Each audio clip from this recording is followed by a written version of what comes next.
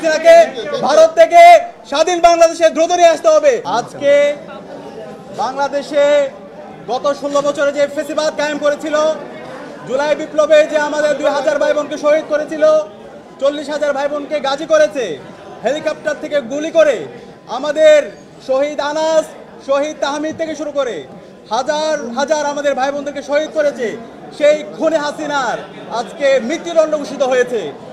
এই রায়ের মাধ্যমে আজকে জুলাই বিজয় হয়েছে। এই রায়ের মাধ্যমে আজকে জুলাইয়ের প্রজন্ম বিজয় হয়েছে। এই রায়ের মাধ্যমে আজকে শহীদদের যে আকাঙ্ক্ষা সেটি বাস্তবায়ন হয়েছে, ইনসাফের বিজয় হয়েছে।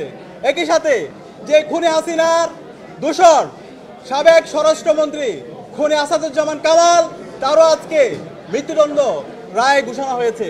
কিন্তু একই সাথে আমরা আশা করেছিলাম যে খুনি হাসিনার নির্দেশে আমাদের চাঙ্কারপোল থেকে শুরু করে আমাদের সাভারে এবং সারা দেশে যে গণহত্যা চালিয়েছে, হেলিকপ্টার থেকে গুলি করেছে সাবেক পুলিশের আইজিপি চৌধুরী আব্দুল্লাহ আল মামুন, তারও দৃষ্টান্তমূলক বিচার আওতায় আনা হবে। কিন্তু তার যে 5 বছরের তাকে কারাদণ্ড দেওয়া হয়েছে সেটা আমরা সন্তুষ্ট না।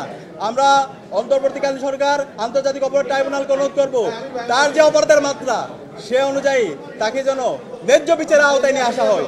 একই সাথে আমরা ডাকসুর পক্ষ থেকে বলতে চাই, এই খুনি হাসিনা এবং তার সকল দূষরদের, তারা বিগত 16 বছরে যত ফ্যাসিবাদ কায়েম করেছে, যত গণহত্যা এবং শিশু হত্যা করেছে, এই প্রত্যেকটা হত্যাকাণ্ডের বিচারে স্বাধীন বাংলাদেশে হতে হবে।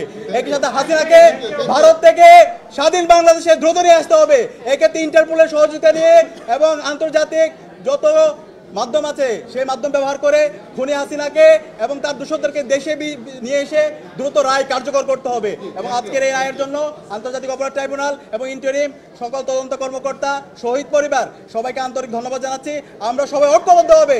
জুলাইয়ে যে প্রজন্ম তৈরি হয়েছে, সকল রাজনৈতিক দল, ছাত্র সংগঠন, আমরা শহীদদের আকাঙ্ক্ষার আলোকে একটি বৈষম্য ইনসাফ ভিত্তিক বাংলাদেশ।